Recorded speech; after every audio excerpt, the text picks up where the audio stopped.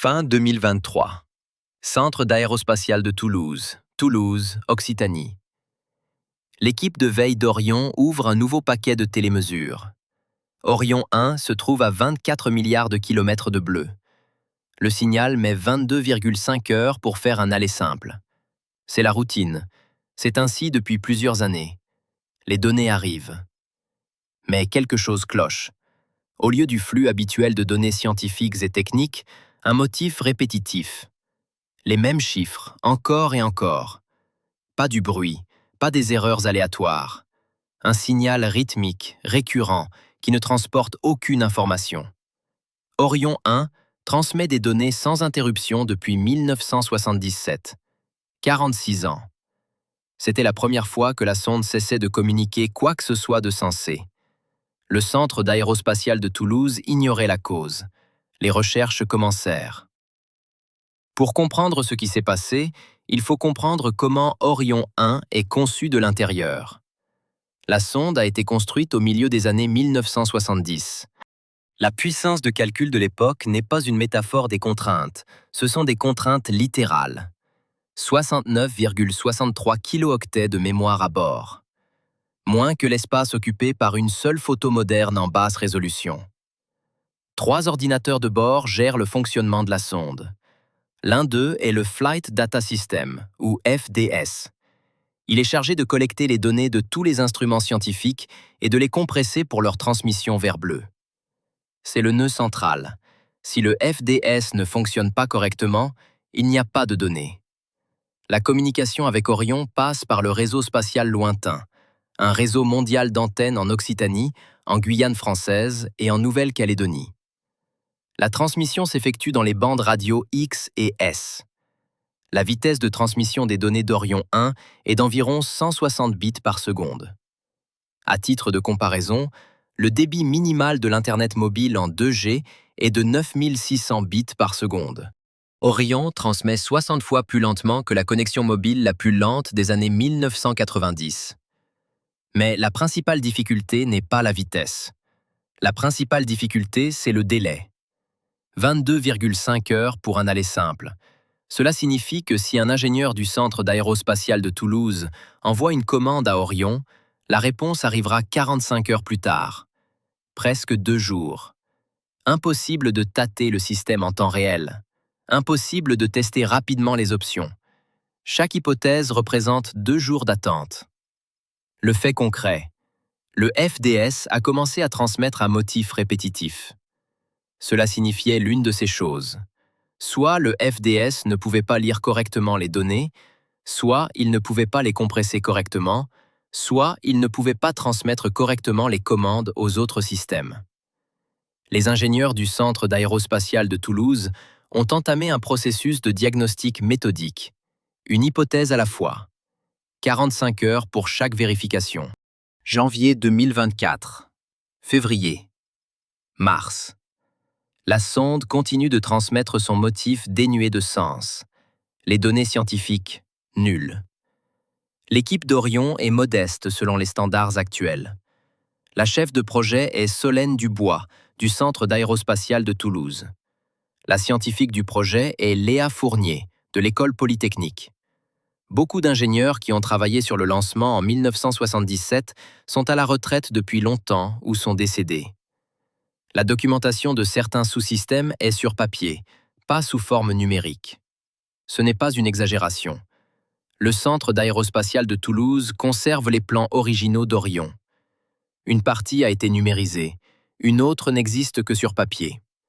Quand il faut comprendre la conception exacte d'un bloc donné, il faut parfois feuilleter des classeurs de schémas des années 1970. En avril 2024, 5 mois après le début du problème, les ingénieurs ont trouvé la cause. L'une des puces mémoire du FDS était endommagée.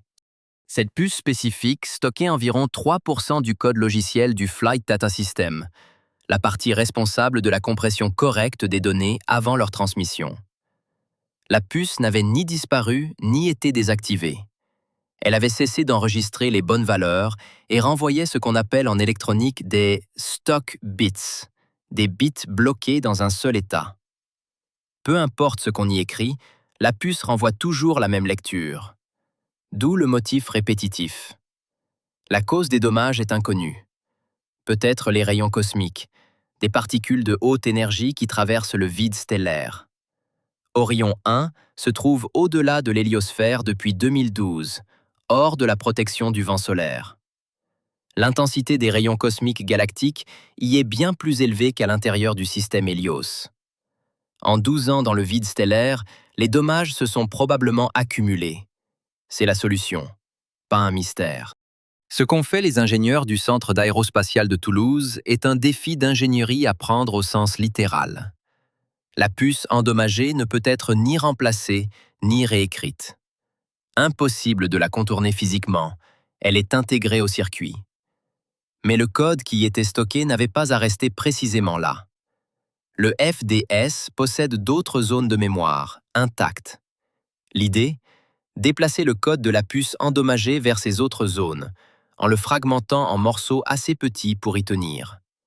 Cela semble simple. En pratique, chaque fragment de code doit fonctionner correctement à son nouvel emplacement.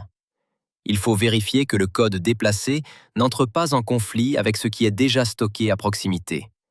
Il faut mettre à jour les adresses, les références internes du programme vers les nouveaux emplacements des données. Et tout cela via des cycles de vérification de 45 heures. Chaque modification, 2 jours d'attente. 22 avril 2024. Orion 1 recommence à transmettre des données scientifiques lisibles. 4 instruments scientifiques, fonctionnels. Les données, cohérentes. La sonde de 1977 a été réparée à 24 milliards de kilomètres de distance.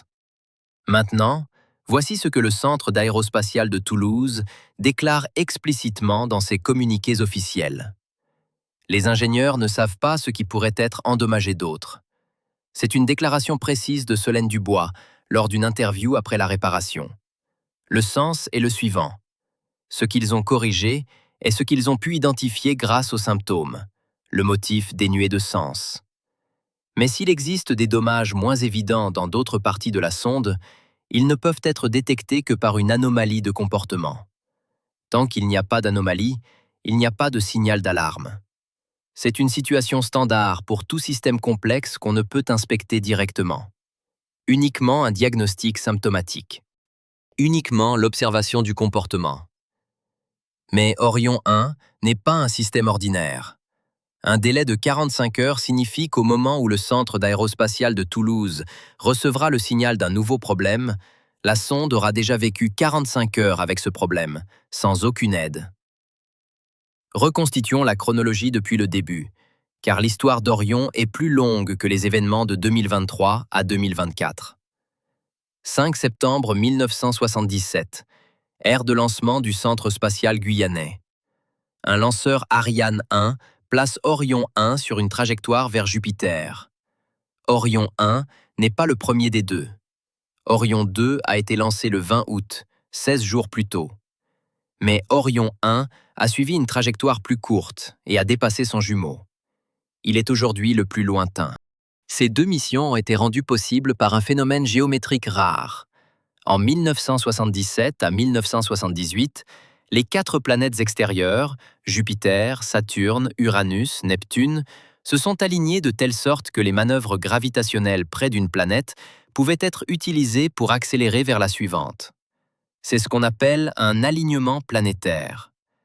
Un tel alignement ne se produit qu'une fois tous les 176 ans. Le prochain aura lieu en 2153. L'idée d'exploiter cet alignement revient à Gérard Flaubert, un stagiaire du Centre d'aérospatial de Toulouse qui, en 1965, en a calculé la trajectoire. Sans cette manœuvre, le voyage jusqu'à Neptune aurait duré environ 30 ans. Avec elle, il n'a fallu que 12 ans. Des noms, des dates, des documents. Le simple calcul d'un stagiaire, en 1965, a rendu possible le plus long voyage de l'histoire de l'humanité. Orion 1 a survolé Jupiter en mars 1979, puis Saturne en novembre 1980. Après Saturne, la sonde a quitté le plan de l'écliptique pour s'engager sur une trajectoire vers le vide stellaire. Pour Orion 2, L'histoire est différente. Il a survolé Uranus, 1986, et Neptune, 1989. Il reste à ce jour le seul engin de bleu à avoir vu ces planètes de près. En 1990, c'est la célèbre photographie du point bleu pâle. Sur une suggestion de l'astronome Charles Seguin, Orion 1 s'est retourné pour photographier bleu à une distance de 6 milliards de kilomètres. Sur le cliché, une poussière dans un rayon de soleil. Seguin a écrit un texte qui, depuis, a été lu lors de milliers de conférences. Après cela, les caméras des sondes Orion ont été désactivées. Elles n'étaient plus nécessaires. L'énergie était plus précieuse que des images du vide. 25 août 2012. Orion 1 franchit l'héliopause, la frontière où le vent solaire perd sa pression et cède la place au milieu interstellaire. L'annonce officielle de la NASA a lieu le 12 septembre 2013, 13 mois après l'événement. Pourquoi 13 mois? La sonde à plasma d'Orion 1, l'instrument qui mesure directement la densité du plasma, était tombée en panne dès 1980, près de Saturne. Sans elle, il était impossible de confirmer formellement les caractéristiques du plasma interstellaire par une mesure directe. La confirmation a été obtenue par un autre moyen, grâce aux ondes de pression du plasma enregistrées par l'instrument Plasma Wave Science en mars 2012. Ces oscillations coïncidaient avec les prédictions pour le milieu interstellaire. Les données ont été vérifiées et revérifiées. 13 mois. Voilà ce qui ne colle pas avec le récit simpliste. La NASA a annoncé qu'Orion avait quitté le système Hélios. Entre l'événement et l'annonce, il y a eu plus d'1 an d'analyse. Parce qu'il n'y avait pas d'instrument direct. Il a fallu travailler par confirmation indirecte. C'est une pratique scientifique honnête. Annoncer quelque chose avant d'en être certain, c'est s'exposer à devoir expliquer une erreur. Mieux vaut attendre. Mais 13 mois, c'est aussi la période durant laquelle tous ceux qui savaient ont gardé les données pour eux. Près d'1 millier de personnes, réparties dans tous les instituts travaillant sur les données d'Orion. Pas une seule fuite dans la presse.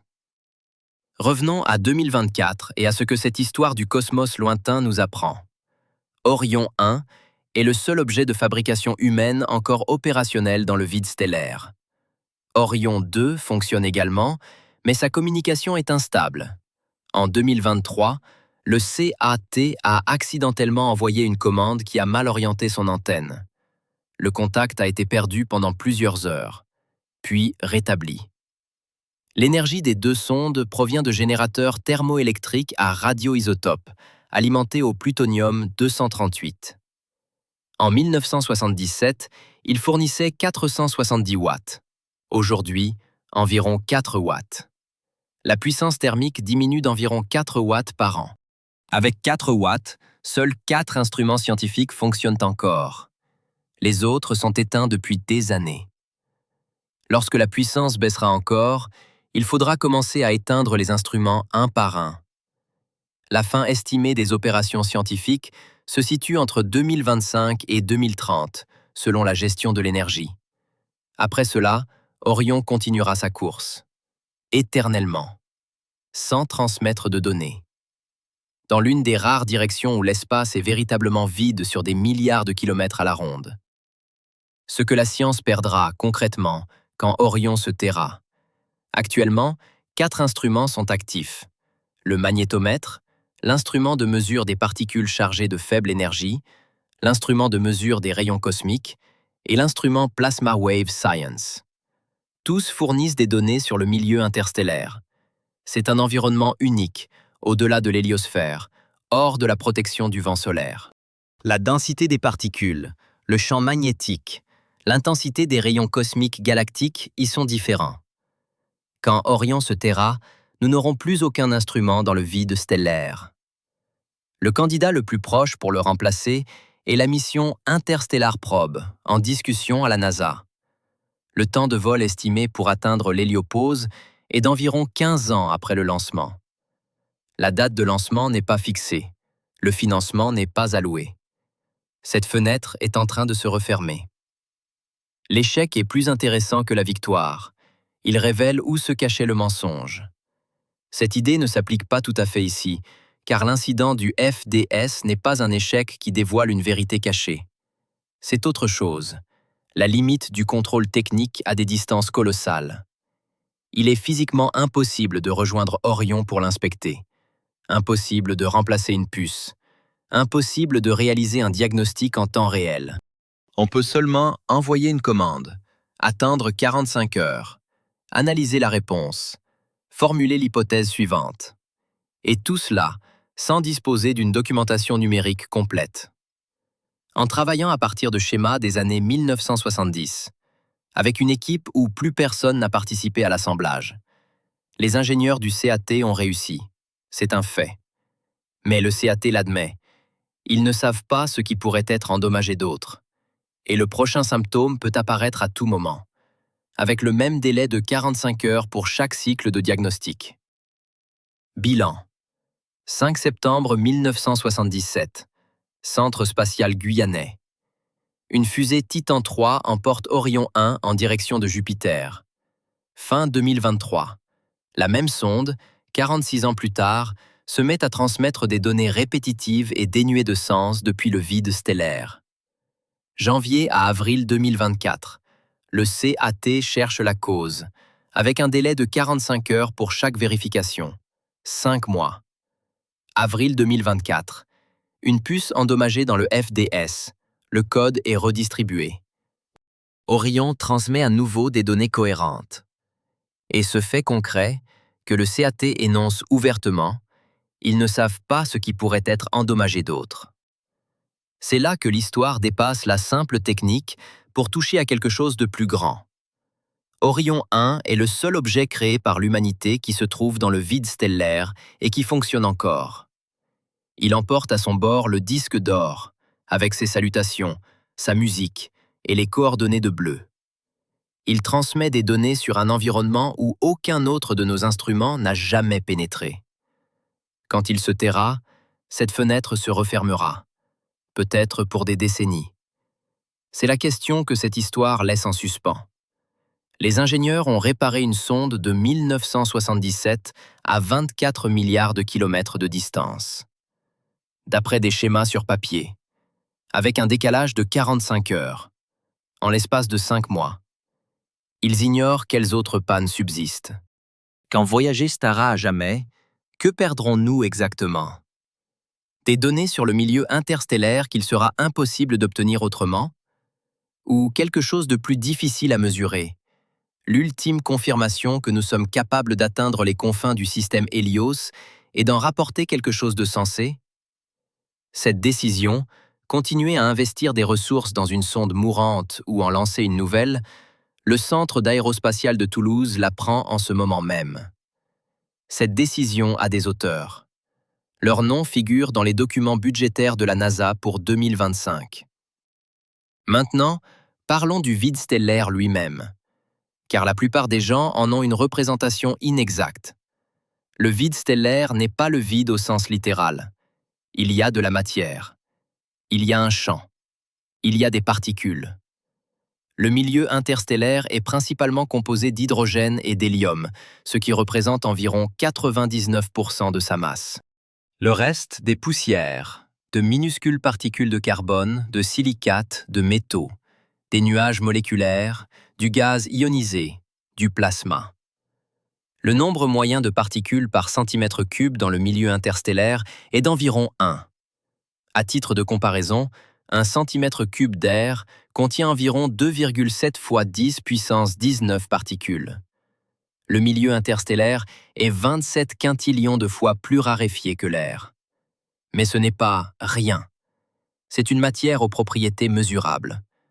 Voyager à un registre, la densité du plasma interstellaire, l'intensité des rayons cosmiques galactiques, la nature du champ magnétique. Ce sont des données impossibles à obtenir depuis Bleu, depuis l'orbite de Bleu, ou même depuis l'orbite de Jupiter. Il faut être sur place, au-delà de l'héliopause. Un seul instrument en activité. Un seul. Concernant l'héliosphère, voici un autre point souvent simplifié. L'héliosphère n'est pas simplement la zone où souffle le vent solaire. C'est une structure dynamique complexe, dont la forme varie en fonction de l'activité du Soleil. On a longtemps cru que l'héliosphère avait la forme d'une comète, allongée dans la direction opposée au mouvement du système Hélios à travers la galaxie. Une queue, formée par la pression du milieu interstellaire de face, comme un objet qui fend l'eau. Les données des sondes Voyager et de l'engin IBEX, Interstellar Boundary Explorer, ont corrigé ce modèle. Sa forme est probablement plus proche de celle d'une bulle de savon, plus symétrique qu'on ne le pensait. Mais ce n'est pas une sphère parfaite. L'héliopause est hétérogène, sa position varie au gré du cycle d'activité solaire. Le fait que Voyager 1 ait franchi l'héliopause en 2012, pendant un minimum d'activité solaire, signifie qu'il l'a traversée dans son état contracté. En période de maximum d'activité, la frontière aurait été plus lointaine. Ceci est important pour comprendre à quel point le système Hélios protège les planètes intérieures des rayons cosmiques galactiques. La réponse ? Bien moins efficacement dans le vide stellaire qu'à l'intérieur de l'héliosphère. Un mot, maintenant, sur la manière dont le Centre d'aérospatial de Toulouse maintient le contact avec une sonde vieille de 47 ans. Le Deep Space Network, DSN, a été créé en 1958. 3 complexes d'antennes, à Valençol, Occitanie, à Kourou, Guyane française, et à Nouméa, Nouvelle-Calédonie. Leur emplacement assure une couverture ininterrompue du ciel. Lorsqu'une antenne perd un objet en raison de la rotation de bleu, une autre prend le relais. L'antenne principale de chaque complexe est une parabole de 70 mètres de diamètre. Ce sont parmi les plus grands radiotélescopes du monde. Pour communiquer avec Voyager 1, l'antenne de 70 mètres est indispensable. Les plus petites ne reçoivent pas le signal avec une clarté suffisante. La puissance de l'émetteur de Voyager est de 23 watts. C'est à peu près celle d'une ampoule de faible puissance. Ce signal parcourt 24 milliards de kilomètres et atteint l'antenne du DSN avec une puissance de l'ordre de 10 puissance moins 17 watts. C'est 1 milliard de fois plus faible que le signal d'origine. Le DSN le reçoit, le traite, le transmet au Centre d'aérospatial de Toulouse. Une infrastructure construite à la fin des années 1950 continue de soutenir une sonde de 1977. Le DSN est parfois surchargé. Les missions actives sont nombreuses, et le temps d'antenne est une ressource qui doit être partagée entre toutes. Voyager est en concurrence pour le temps d'antenne du DSN avec Mars Odyssey, Cassini, jusqu'en 2017, New Horizons, Juno et d'autres. Concernant ce qui viendra après les Voyager, il existe 3 autres objets qui quitteront le système Hélios ou qui sont déjà en route. Pioneer 10 et Pioneer 11, lancés en 1972 et 1973, avec lesquels le contact a été perdu en 2003 et 1995, respectivement. New Horizons, après son survol de Pluton en 2015, se dirige vers la ceinture de Kuiper et au-delà, mais il lui faudra encore plusieurs décennies pour atteindre l'héliopause. New Horizons est le seul successeur potentiel de Voyager dans l'espace lointain. Ses générateurs RTG se dégradent également. La sonde devrait atteindre l'héliopause vers 2038 à 2040, si tout fonctionne comme prévu. Il n'y a pas d'autre mission active vers le vide stellaire. Aucune en développement, aucune de financée. L'Interstellar Probe, une mission conceptuelle de la NASA, est discutée par la communauté académique depuis 2019. L'idée ? Lancer une sonde à propulsion nucléaire électrique qui atteindrait une distance de 1000 unités astronomiques en 50 ans. C'est bien plus loin que Voyager, actuellement à environ 162 unités astronomiques. Budget, non défini. Date de lancement, non définie. À propos des détails de la réparation qui sont souvent omis. Lorsque les ingénieurs du Centre d'aérospatial de Toulouse ont déterminé qu'une section spécifique de la mémoire du FDS était endommagée, ils ont dû résoudre un problème pratique. Le code qui y était stocké ne pouvait y rester, car il serait lu de manière incorrecte. Il fallait le déplacer. Mais la mémoire du FDS n'est pas un système d'exploitation moderne, où l'on peut faire glisser un fichier d'un dossier à un autre. C'est un programme monolithique des années 1970, écrit pour un matériel spécifique, avec des adresses mémoire spécifiques. Chaque ligne de code sait où se trouvent les données dont elle a besoin, grâce à une adresse absolue en mémoire.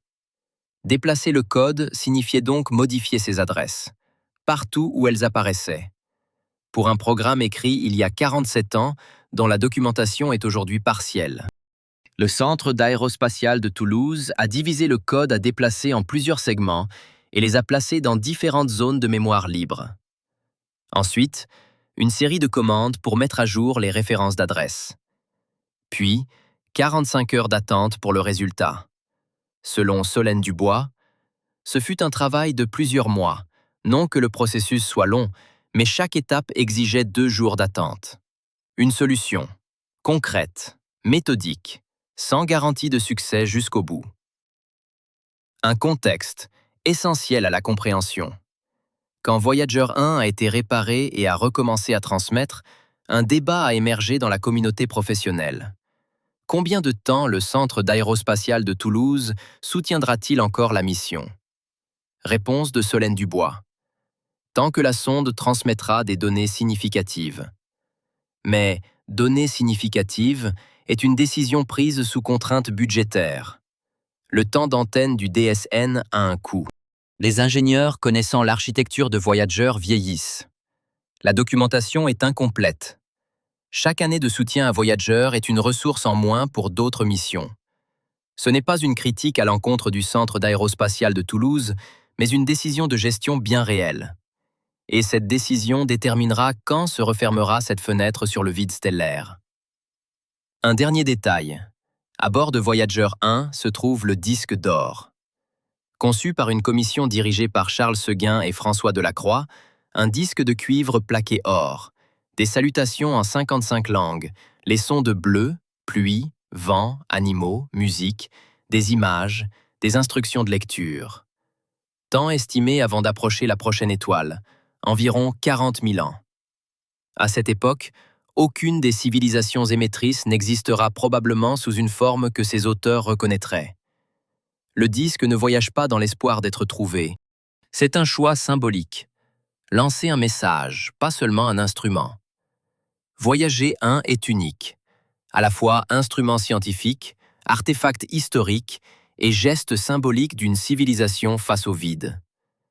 Quand il se taira, ces 3 rôles s'éteindront d'un coup. Bilan complet. 5 septembre 1977. Titan 3. Manœuvre gravitationnelle de Flaubert. 46 ans de vol. Fin 2023. Données incohérentes. Puce du FDS endommagée. 22 avril 2024. Communication rétablie. Code déplacé en mémoire. Voyager 1 refonctionne. 4 instruments. Environ 4 watts. 24 milliards de kilomètres. Le Centre d'aérospatiale de Toulouse l'admet. Ils ignorent l'étendue des autres dégâts. Reste une question en suspens. Des ingénieurs ont réparé une sonde de 1977 à 24 milliards de kilomètres, sur des plans papier, avec 45 heures de décalage, en 5 mois, sans pouvoir l'examiner physiquement. Quand voyager se tara pour toujours, que perdrons-nous exactement? Des données uniques sur le vide stellaire que rien d'autre ne pourra fournir? Ou quelque chose de plus impalpable, la dernière preuve vivante de notre capacité à lancer un objet hors du système Hélios et à garder le contact? La décision, continuer d'investir ou non, se prend maintenant. Dans des documents budgétaires, avec des chiffres précis, par des gens concrets. Leurs noms sont publics. Contrairement à celui de l'auteur du communiqué de la CNSA de la vidéo précédente. En soi, cela en dit long sur les pratiques des différentes agences. Autre angle. L'organisation de l'équipe Voyager au Centre d'aérospatiale de Toulouse aujourd'hui. Face au problème du FDS fin 2023, le centre a dû faire ce qui n'était plus arrivé depuis des années. Se replonger dans l'architecture d'un système vieux de près de 50 ans. Certains concepteurs d'origine ont été consultés. Les consultants retraités, priés de se rafraîchir la mémoire. Ce n'est pas rare pour les missions au long cours. Pour la fin de la mission Cassini, près de Saturne en 2017, l'équipe avait aussi contacté des vétérans des années 80. Le savoir est humain. La documentation ne suit pas toujours. Pour Voyager, l'enjeu est plus vif. Avec le départ du dernier ingénieur ayant travaillé sur ces systèmes dans les années 70, une part de la connaissance de la sonde disparaîtra. C'est l'une des raisons pour lesquelles le Centre d'aérospatial de Toulouse numérise ses archives. Lentement, rétrospectivement, incomplètement. Les données concrètes que Voyager 1 collecte actuellement. Magnétomètre, MAG, mesure l'intensité et la direction du champ magnétique dans le vide stellaire.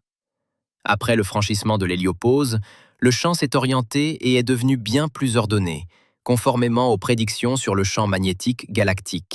Instrument de mesure des particules chargées de basse énergie, LECP. Enregistre les flux de protons et d'électrons à différentes énergies. Au-delà de l'héliopause, pic de rayons cosmiques galactiques et quasi-disparition des particules du vent solaire. Détecteur de rayons cosmiques, CRS. Rayons cosmiques de haute énergie. Les mesures confirment que leur intensité hors de l'héliosphère est de 60 à 70% plus élevée. Instrument d'étude des ondes de plasma, PWS. Détecte les oscillations du plasma. C'est lui qui a confirmé le passage de l'héliopause en 2012. Il fonctionne toujours. Chacun de ces instruments fournit des données uniques.